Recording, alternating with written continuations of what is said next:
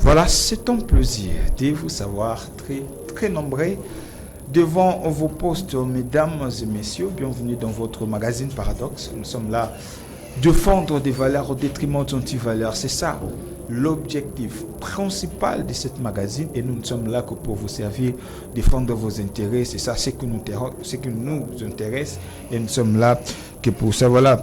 Vous êtes sans ignorer que cette magazine, nous sommes toujours accompagnés par un invité à travers ce numéro, des invités qui vous aident réellement, et des invités où porter en plus la connaissance peut savoir. Nous avons besoin que notre pays se développe, nous avons besoin qu'il y ait quand même des changements dans notre pays. Et nous, là où nous œuvrons dans notre domaine de médias, et nous avons qu'à avoir les invités au Baosungabino na Kolongwa, c'est-à-dire au même connaissance na savoir nabino. Voilà.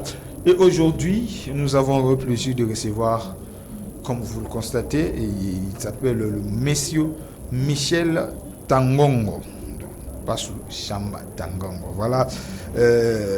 Avec lui, on va essayer de parler. Monsieur Michel est le professeur de mathématiques en Belgique. Il est diaspora, il est professeur en mathématiques en Belgique. Et on a une thématique qu'on va essayer. Il est vrai que ça fait beaucoup de temps, on a les réseaux sociaux, chacun interprète dans sa manière. À part, il y a Bango, il va vivre à l'étranger, il va vivre à l'extérieur du pays, et ça l'a ramené en République démocratique du Congo. Et c'est là où nous a poussé à le recevoir. Parce qu'il n'a pas beaucoup de temps ici à Kinshasa, mais il a fait quand même l'effort de venir pour éclairer l'opinion. Ce que nous allons aborder aujourd'hui comme thématique, quel est l'apport de diaspora au devenir de notre pays? Quel est l'apport?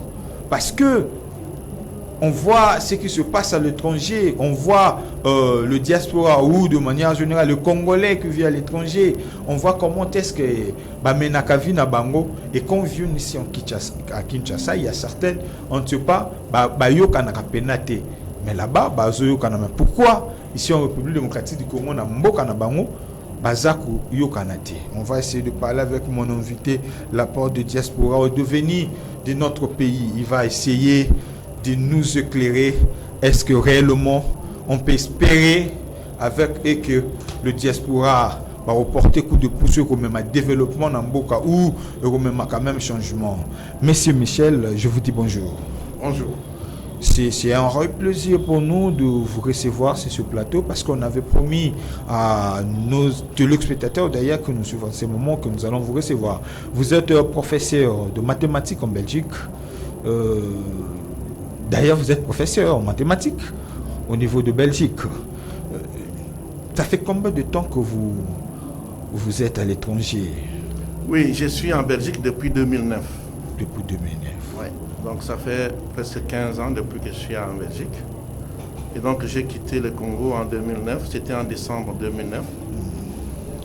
J'ai travaillé ici au Congo, j'étais chef de division des enquêtes auprès des ménages à l'Institut national de la statistique.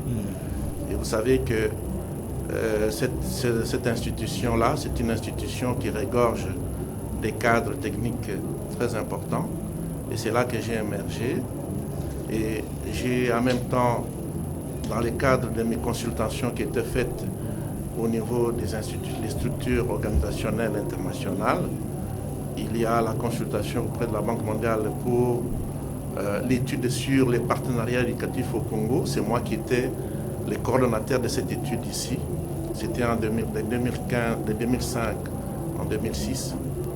Et ensuite, donc, c'est-à-dire qu'en fait, c'est les rapports de cette étude qui a fait que la Banque mondiale puisse financer la construction des écoles au Congo.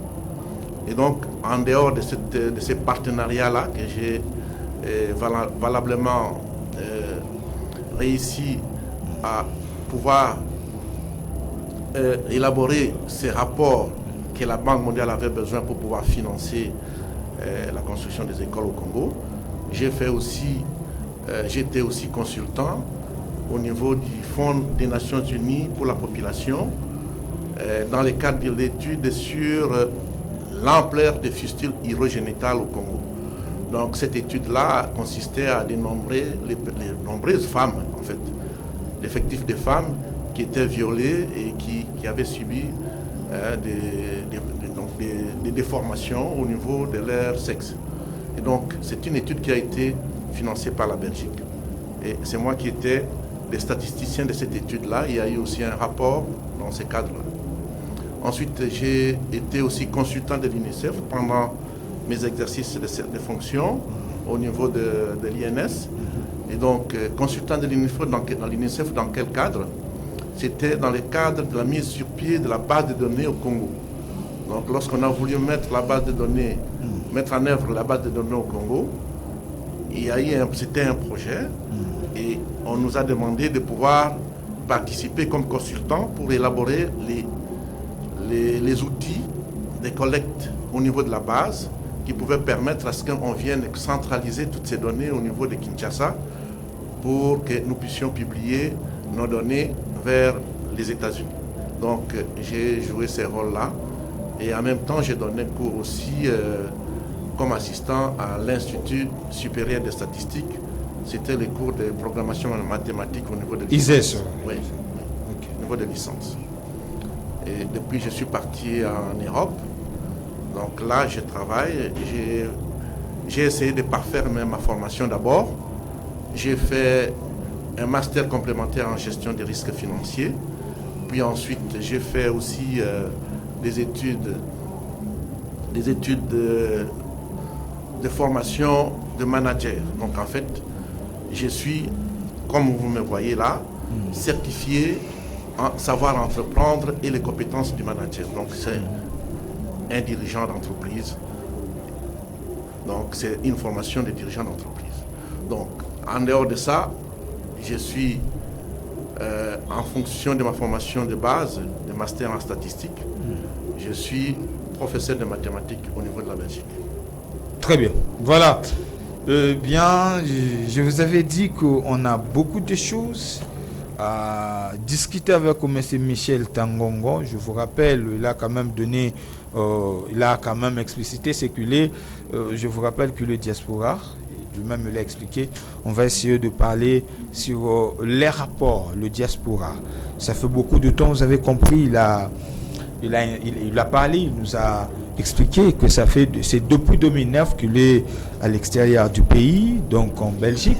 Et aujourd'hui, il est revenu, il a occupé certains postes qu'il nous a expliqué ici. Monsieur Michel, laissez-moi, avant d'aborder notre thématique, l'émission est bilingue, hein, si vous... Oui, on peut parler aussi en lingala si vous voulez. Pour permettre aussi, à maman, nous habiter côté va comprendre parce que c'est pour eux que tout ça va faire aider Bango. Aujourd'hui, ça fait 63 ans après l'indépendance du Congo. Et quand vous regardez le Congo, après 63 ans, le peuple souffre. Il y a eu tant de régimes qui viennent de passer, et rien ne change. Le peuple souffre. Malgré tout ce que nous avons, on a de richesses. On a presque tout, avant d'ailleurs même de toucher là où vous vivez en Europe, précisément en Belgique, c'est qu'ils nous ont fait parce que on va essayer de parler avec vous ici. Qu'est-ce qui nous manque ou à qui la faute de cette souffrance, de tout ce que nous voyons, tout ce que nous vivons ici en plus localité du Congo? On a presque tout, mais le peuple souffre. Après 63 ans de l'indépendance, rien ne change. Votre point de vue, M. Michel? Oui, ça c'est une très bonne question et c'est une question fondamentale que la plupart des Congolais se posent. Mais moi j'ai toujours répondu très facilement à cette question. Lorsque j'étais venu, chaque fois que je viens ici au Congo, lorsque je m'entretiens avec mes collègues ou mes amis, je leur dis toujours qu'au Congo, nous avons un problème. C'est le problème du Congolais lui-même. C'est le problème du Congolais lui-même. J'ai dit par exemple, nous avions à un moment donné, quand moi je partais vers les États-Unis, vers l'extérieur, vers la Belgique, j'avais laissé que le Congo avait 51 entreprises publiques. Parmi les 51 entreprises publiques, aucune entreprise publique n'était dirigée par un étranger. À moins que je le sache. Donc que je ne le sache pas. Sinon, toutes les entreprises publiques étaient dirigées par des Congolais d'origine, par des Congolais authentiques. Et donc, ce sont des Congolais qui gèrent les entreprises et le portefeuille du Congo est géré par les Congolais. Les ministères sont gérés par les Congolais. Les services générateurs de recettes sont gérés par les Congolais. Donc, les fonctionnaires qui travaillent dans tous les services générateurs de recettes, ce sont des fonctionnaires congolais. Donc, on ne peut pas dire que le peuple souffre et chercher la cause ailleurs. Nous devons chercher, la cause se trouve au Congo. La cause se trouve au Congo parce qu'en fait, c'est nous-mêmes qui devons produire de la richesse. Mais cette richesse que nous devons produire, nous ne voulons pas la produire parce que nous ne voulons pas travailler pour l'intérêt général. La plupart des Congolais aiment travailler pour l'intérêt privé, c'est-à-dire pour leur intérêt personnel. Lorsqu'on lui confie un poste de responsabilité, il a tendance à pouvoir dégrainer la part de l'État pour pouvoir empocher pour soi, afin qu'il puisse faire ses affaires par après. Il y en a à qui on confie des entreprises et qui ont des projets de créer des entreprises. Vous avez vu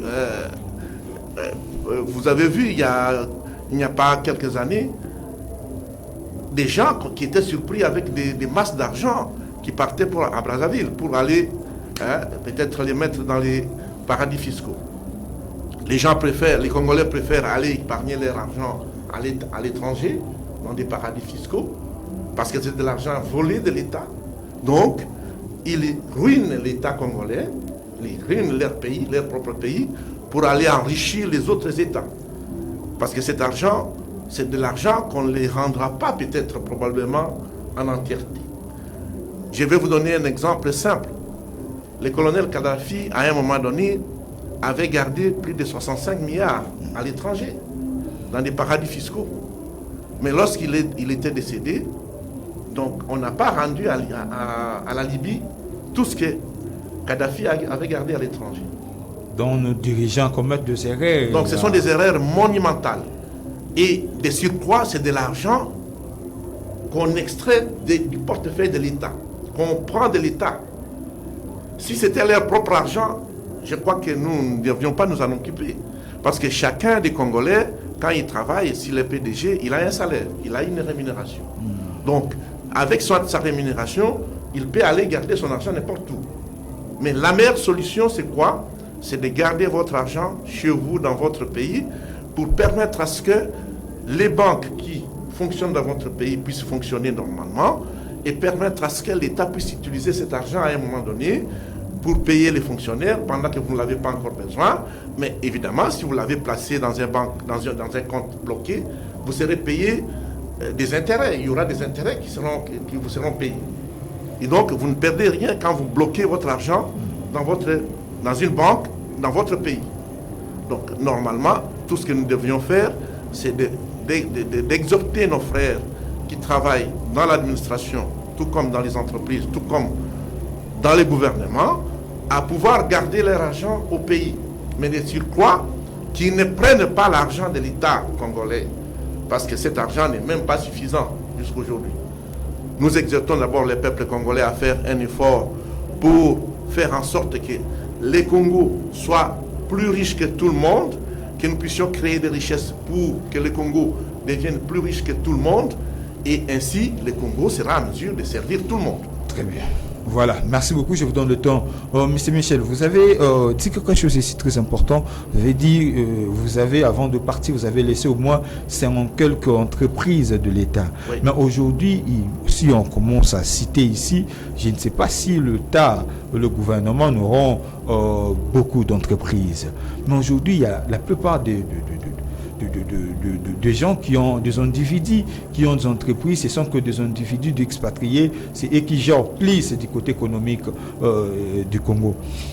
Est-ce que c'est un problème? Notre gouvernement il n'est pas capable, notre gouvernement est compétent pour avoir des entreprises et que des Congolais qui vont gérer cela, ou il y a un problème, de système que ils ont trouvé et ils n'ont pas cette capacité de faire, de changer ce système. effectivement, les problèmes qui résident au Congo, c'est le fait que la plupart des Congolais veulent s'enrichir au détriment du Congo. Alors que nous devrions tous faire un effort pour créer des richesses au profit du Congo, pour que le Congo s'occupe de nous tous. Voilà le problème fondamental. Et alors, qu'est-ce que les Congolais font? Ils prennent des commissions auprès des entreprises, des étrangers qui viennent, des expatriés qui viennent créer des entreprises au Congo. Et lorsqu'on lui a payé sa commission, il ne poursuit plus cette entreprise-là. Donc cette entreprise ne peut plus payer l'impôt comme il faut. Parce qu'il couvre l'entreprise. Il y a des Congolais qui font partie même des entreprises, en fait, qui se font des amis avec des expatriés et ils couvrent les expatriés. Moi, j'ai vécu ça avant de partir à l'étranger. Je connais des cas comme ça. Je connaissais des cas comme ça où des Congolais étaient sollicités.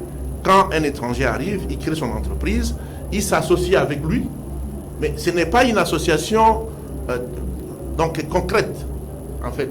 Parce qu'en fait, lui n'apporte rien en action, sur le plan des actions. Pour créer une entreprise, il faut des actions. Mais c'est l'étranger qui vient avec ses actions, mais il l'associe comme un parrain. C'est comme pour qu'il soit parrainé. C'est-à-dire couvert. On dit que c'est une couverture. Alors, il va toujours de temps en temps lui payer quelque chose qui ne représente pas grand-chose par rapport à ce que le Congo perd. Et lui va couvrir cette entreprise comme s'il était cofondateur de cette entreprise ou copropriétaire de cette entreprise. Vous comprenez? Ça, c'est une dimension que nous devons relever ici pour que le Congo puisse quand même se réveiller. Vous voyez?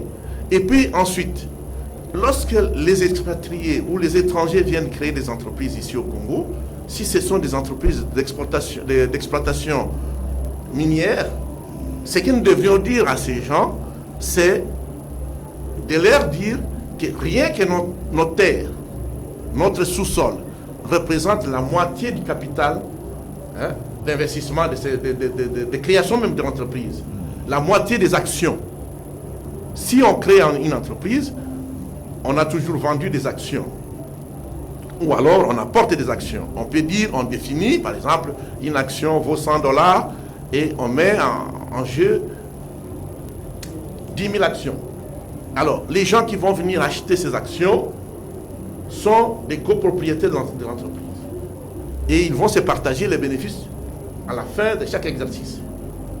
Mais alors, qu'est-ce qui se passe normalement? Ce que nous devrions faire normalement, c'est quoi?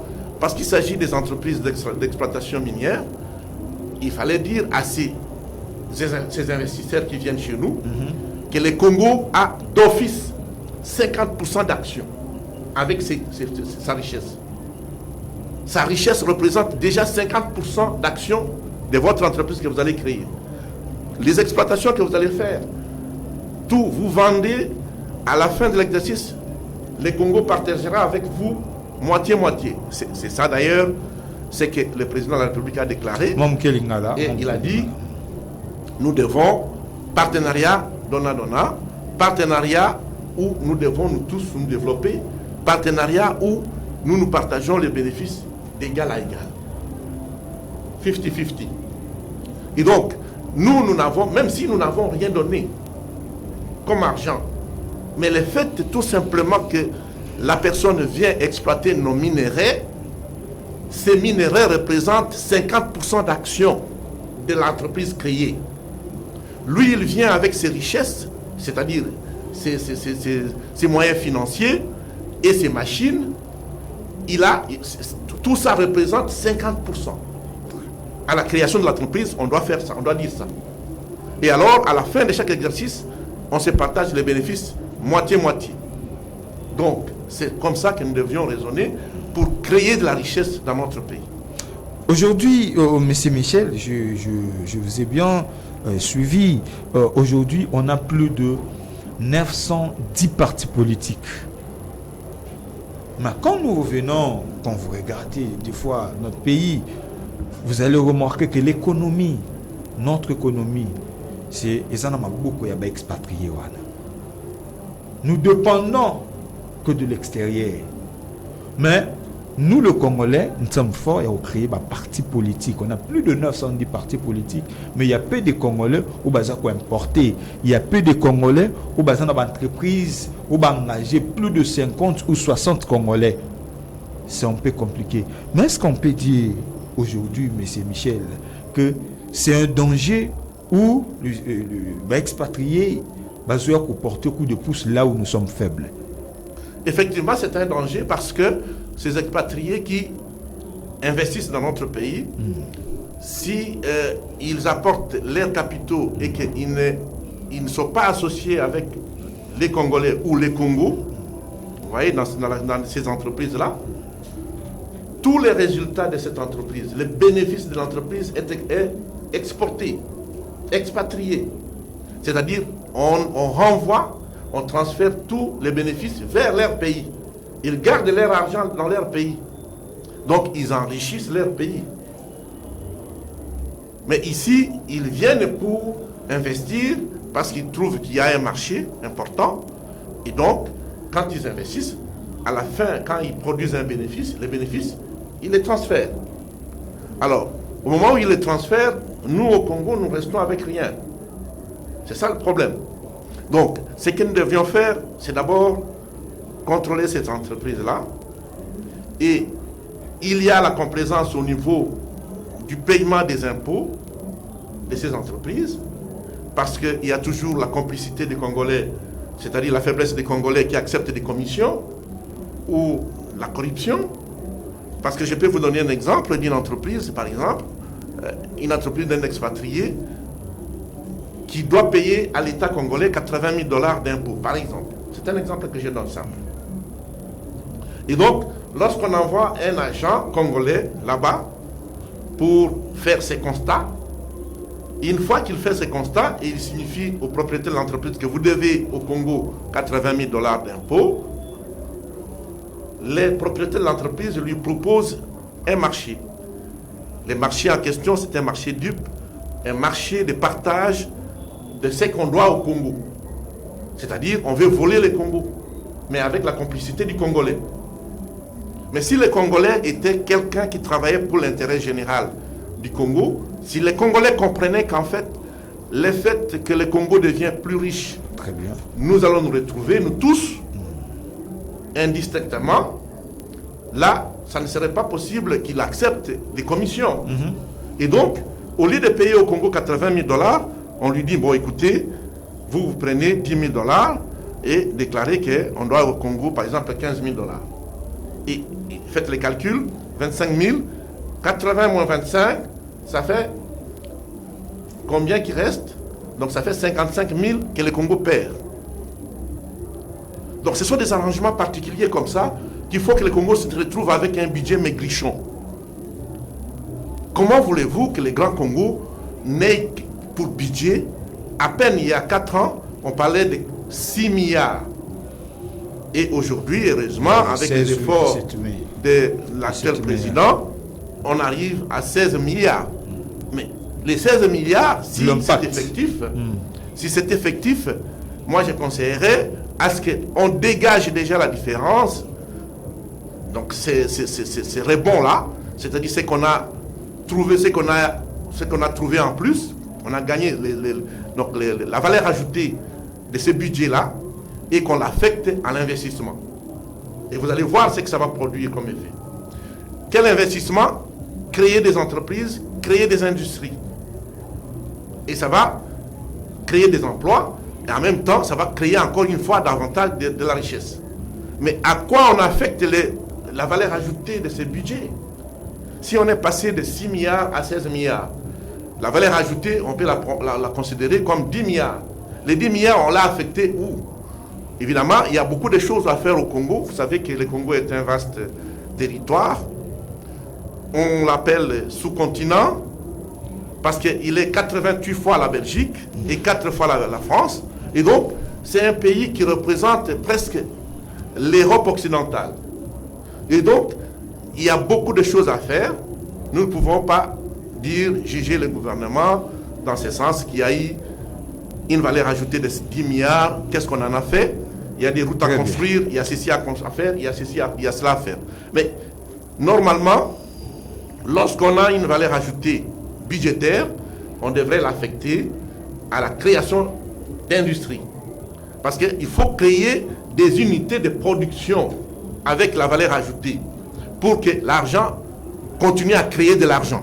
Créer ce qu'on appelle créer de la richesse. Très bien. Voilà, vous avez compris. Comme on avait déjà annoncé le sujet que nous allons aborder, on ne va pas rester là. Là, je vais vous recevoir très prochainement. On parlera sur ça, et surtout que vous êtes un professeur de mathématiques. On va faire quand même des analyses tout autour de notre budget et puis continuer, toujours interpeller nos frères congolais. Voilà. Je vais annoncer ici qu'on va parler avec vous.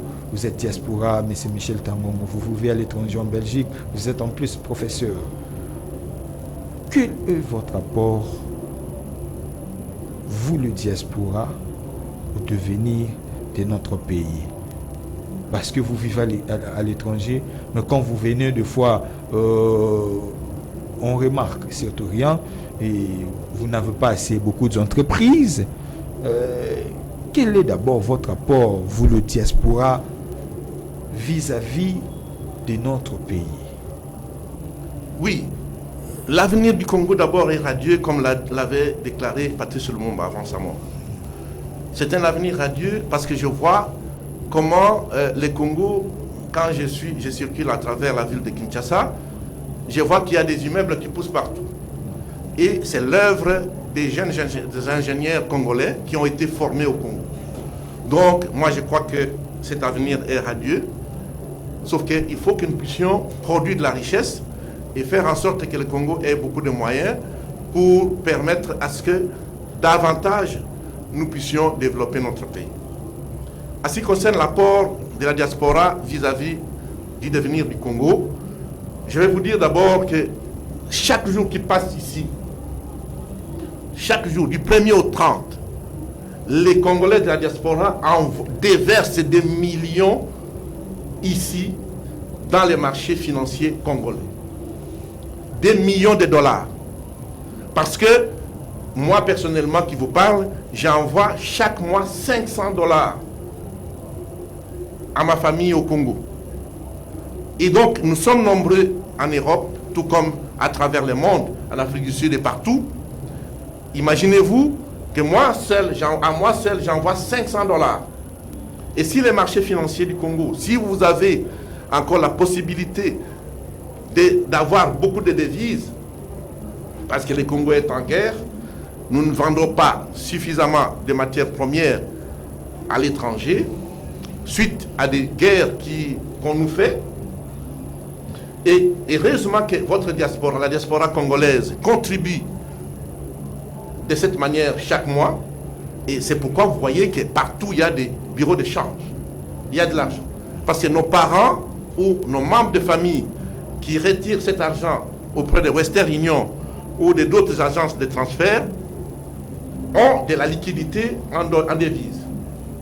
Et c'est pourquoi vous voyez que les commerçants qui travaillent, notamment les étrangers en question que vous avez cités, qui ont créé des entreprises ici, continuent à œuvrer, continuent à vivre parce qu'ils peuvent obtenir des devises que nous déversons sur le marché financier afin de pouvoir aller se ravitailler en marchandises. Sinon, avec les Congo qui ne vendent plus des matières premières comme il se devait, parce qu'à l'époque de Mobutu, dans certaines années, nous dépendions à 70% de la vente du cuivre. Donc la Gécamine déversait, la Gécamine seule représentait 78% de nos ressources en devises. 70%. Et donc, elle contribuait aussi dans les budgets de notre pays, jusqu'à la concurrence de ces pourcentages-là. Mais aujourd'hui que la Gécamine ne fonctionne plus comme elle était avant, donc la Gécamine a été émiettée. Ce sont des entreprises privées qui fonctionnent, ce sont des étrangers qui exploitent ces minerais parce qu'elle a été émiettée à plus de 80 entreprises et vendue. Et donc, nous ne comptons pas tellement sur les minerais pour avoir un budget conséquent. Et donc, heureusement que la diaspora continue à soutenir les familles congolaises. Mais cela ne suffit pas. Cela ne suffit pas. Oui, c'est bien bon. Mais est-ce que vous avez quand même cette pensée ou l'idée de porter votre coup de pouce? Est-ce que vous avez des entreprises qu'on peut voir, on peut dire aujourd'hui, voilà cette entreprise, ce sont des diasporas qui ont fait pour aider la population? Envoyer de l'argent dans vos familles, c'est bon, ce n'est pas mauvais. Moi, je parle de la profit de tous les Congolais qui nous suivent en ce moment. Parce que on vous reproche. Quand vous êtes à l'étranger, il y a la distraction, il y a l'ambiance, il y a tant de choses que les diasporas font. Mais quand vous revenez, vous nous rappelez toujours ce que vous envoyez avant. Mais quelles sont les entreprises que vous, le diaspora, vous avez créées au profit du Congolais? Effectivement. C'est-à-dire qu'en fait, pour créer une entreprise, il faut avoir des moyens. On ne peut pas venir créer une entreprise alors que vous n'avez pas de moyens. Tous les diasporas n'ont pas de moyens. Non, malgré vous évoluez à l'extérieur. Il faut avoir beaucoup de moyens pour créer une entreprise.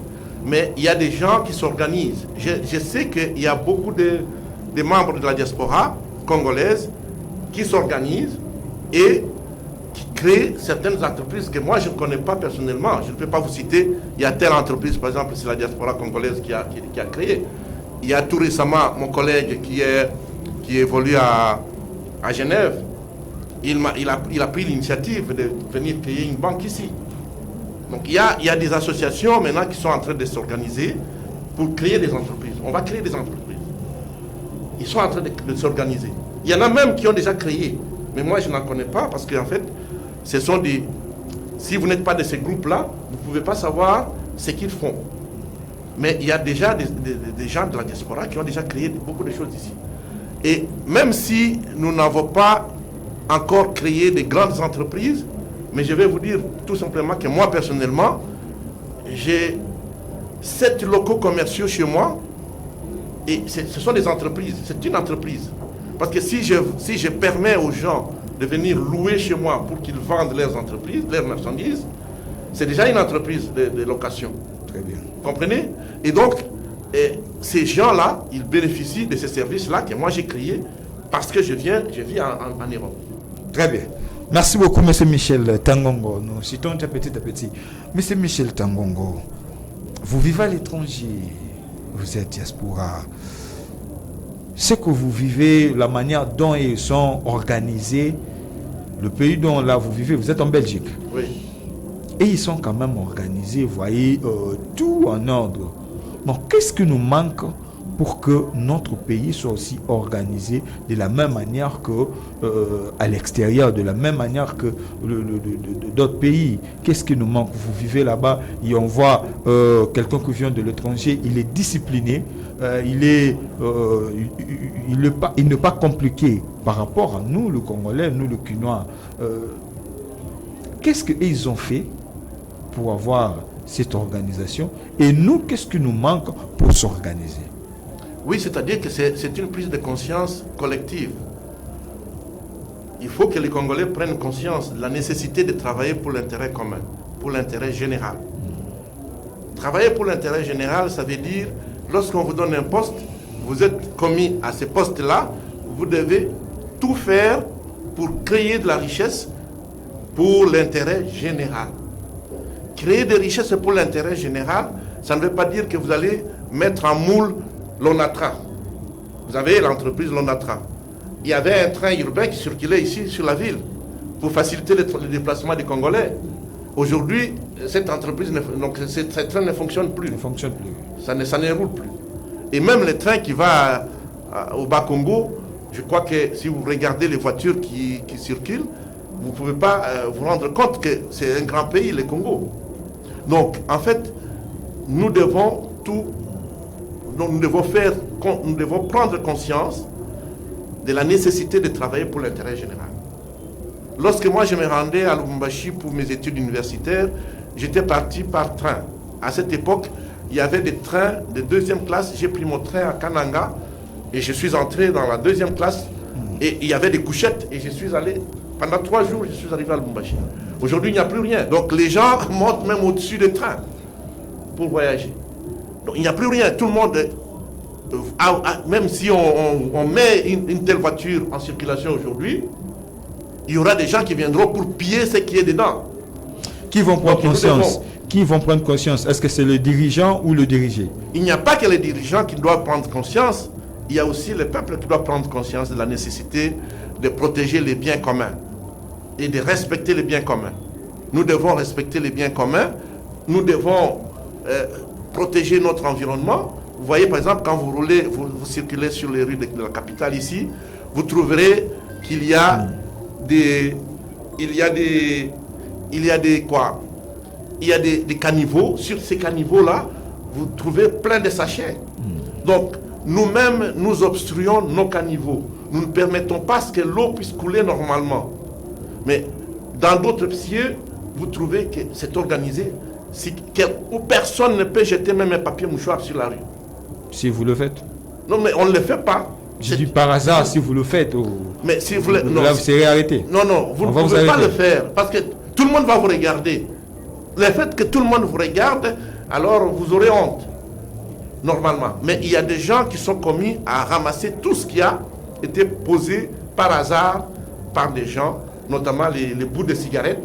Dans les arrêts, il y a des gens qui viennent pour ramasser tout ça, qui sont commis à ça. Et ce sont des agents de la salubrité qui sont utilisés par la commune, par chaque commune. Et donc, il y a des agents qui ramassent tout ce qu'on a. S'il y a quelque chose qui a été déposé par hasard, il vient pour ramasser.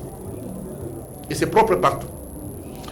Et donc, ce que nous devons faire, c'est quoi au Congo? C'est de faire en sorte que les Congolais prennent conscience de la nécessité de s'organiser, de la nécessité de travailler pour l'intérêt commun et de la nécessité de protéger les biens publics, de respecter les biens publics, de respecter notre environnement. Si nous disons aujourd'hui qu'il y a une entreprise qui vient pour les ramassages des déchets dans la capitale, on doit créer une déchetterie, c'est-à-dire là où on ira brûler tout ça, mais on va distribuer des sachets à chaque famille. Est-ce que les familles vont respecter pour mettre les déchets dans ces sachets-là et les déposer seulement un seul jour qui leur sera fixé par commune pour que cette entreprise vienne de ramasser tout ça? C'est un problème. Parce que j'ai interpellé quelqu'un lorsque nous venions en bus. Il a fini de boire son eau avec une bouteille en plastique et il l'a jetée par la fenêtre de la voiture du bus. Mais je lui ai dit, mais monsieur, pourquoi vous faites ça? Il dit, mais est-ce que c'est moi celle qui viendrait, qui va organiser ce pays? C'est moi qui vais développer ce pays? C'est moi qui vais... Et puis il m'a montré d'autres cas. Il dit, mais voyez ces gens-là, ils font la même chose. Moi je dis, mais toi tu dois d'abord faire quelque chose. Je veux que tu ne fasses pas ça. Je veux que toi tu ne fasses pas ça. Comme ça tu vas sensibiliser quelqu'un d'autre et il ne fera pas ça. Est-ce que nous pouvons être en mesure de sensibiliser les Congolais pour qu'ils prennent conscience de protéger leur environnement? Nous ne sommes pas dans des villages où on jette n'importe quoi, n'importe où. Même dans des villages en Europe, vous trouvez la propreté partout. C'est un problème d'éducation que nous devons travailler, pour lesquels nous devons travailler beaucoup. Et surtout les partis politiques qui sont nombreux. Vous m'aviez dit tout à l'heure qu'il y a plus de 900 partis politiques. C'est le rôle que devraient jouer les partis politiques que de faire tout simplement la course au pouvoir. C'est-à-dire qu'en fait, ce n'est pas nécessairement le fait de chercher le pouvoir, de vouloir devenir président ou d'avoir le pouvoir que le parti politique est fondé, est créé. On crée les partis politiques pour éduquer les masses. Donc les partis politiques devraient jouer ce rôle-là à tous les niveaux pour permettre à ce que les choses changent dans notre pays. Donc nous allons nous organiser, nous allons nous développer, nous allons établir, nous allons rendre la ville propre, tout simplement par l'éducation de notre population, par la formation de notre population. Chacun là où il va, il ne doit pas jeter n'importe quoi, n'importe où. Il doit savoir qu'il doit amener ça pour jeter dans la poubelle et que cette poubelle un jour sera ramassée par les services adéquats. Très bien, il est vrai que nous sommes presque à la fin. Monsieur Michel, comment vous pouvez analyser ce fait? Nous sommes dans un pays où le taux de détournement est tellement élevé. Quelqu'un qui a été arrêté, le juge a prononcé que oui, le coupable Après quelques temps, cette personne est libérée et est acquittée. Après quelques temps, on attend, il y a tel montant détourné par tel ministre, il y a tel montant détourné par telle personne. Que pensez-vous par rapport à ça? Est-ce que avec cette allure, au début, vous avez dit que on a des politiciens qui défendent toujours leurs propres intérêts, mais quand on a toujours ce système qui se répète, le taux de détournement élevé, quelqu'un qui vient juste pour son intérêt, est-ce que ça, ce n'est pas un danger? Comment vous pouvez analyser cet fait? Où on doit d'abord commencer par la justice, mettre de l'ordre, et puis nous allons aller d'un côté après. Maintenant, ça continue, ça persiste. Est-ce que ce n'est pas un danger? Comment vous pouvez analyser cet fait? Donc, on a toujours dit que chaque peuple mérite son chef. Et chaque peuple mérite aussi son sort. Le sort du Congo, c'est fonction de notre pays. C'est une fonction de notre peuple. C'est fonction du comportement du peuple congolais. Très bien. C'est fonction des coutumes du peuple congolais. Vous voyez que quand quelqu'un vole de l'argent au Congo, il y a des gens qui viennent l'applaudir derrière pour dire « Ah, mon pao, grand mon pao, grand mon... » Mais c'est un voleur, celui-là. Celui-là que vous applaudissez, que c'est un grand mon pao. Et vous l'applaudissez, vous le flattez. Mais il vous a volé, il va voler votre richesse. Donc vous ne comprenez pas parce qu'il va vous donner des miettes et vous l'applaudissez. Donc les jours que les Congolais cesseront d'applaudir les voleurs, c'est alors que commencera la justice à s'appliquer. Vous voyez? Et si les Congolais, si au Congo, on libère ceux qui ont pillé ou qui ont détourné, alors qui est le responsable réellement de la situation des Congolais? C'est lui qui est responsable, c'est les Congolais lui-même. Ceux qui libèrent, ceux qui ont détourné, ce sont des Congolais qui ont été élus peut-être, hein, ou qui travaillent dans l'administration publique, ou qui travaillent dans la justice du Congo. Donc ces gens-là, c'est la justice qui doit dire la justice, et la justice doit être rigoureuse. En Europe ou dans d'autres pays, je vais vous dire que même une petite assistante sociale peut te faire voir la loi. Il peut te brandir la loi quand vous êtes à côté. Dès que vous êtes à côté, si par exemple vous émargez, je vais donner un exemple simple, en Belgique, si vous émargez au service social dans le cadre du revenu, on vous paye un revenu social, et que dès que vous commencez à travailler, vous devez informer l'assistante sociale qui vous paye, qui suit votre dossier, que je viens de commencer à travailler.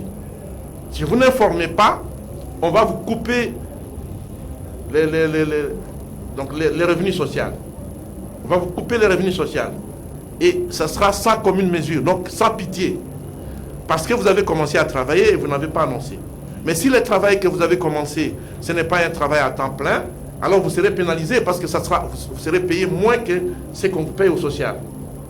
Parce que l'assistance sociale, il y a un système qui est déjà conçu, un système informatique, qui découvre, qui montre, qui indique que tout ce qui dépend du social, dès que vous commencez à travailler, on va voir votre nom. On va découvrir votre nom sur le système. Que vous avez déjà commencé à travailler à tel endroit. Et donc, il n'y a pas moyen de tricher.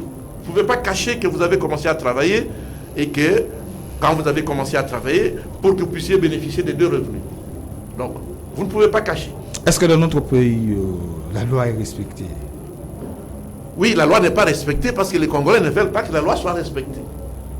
Tout le monde veut qu'on libère son fils ou son frère sans tenir compte de la réalité de son qu'il a infraction. commis. Oui, sans tenir compte de cela. Donc, dès qu'on arrête son fils, parce qu'il a fait les Koulouna, donc, on l'arrête à la police, et il se démène. Sa famille se plaint. Oui, il se démène, la famille se démène pour aller corrompre la police pour que l'on puisse sortir son fils, pour qu'il ne puisse pas aller en prison. Et même s'il va en prison, il ne fera pas 3 mois, il ne fera pas 2 mois. On va le sortir, on va le libérer.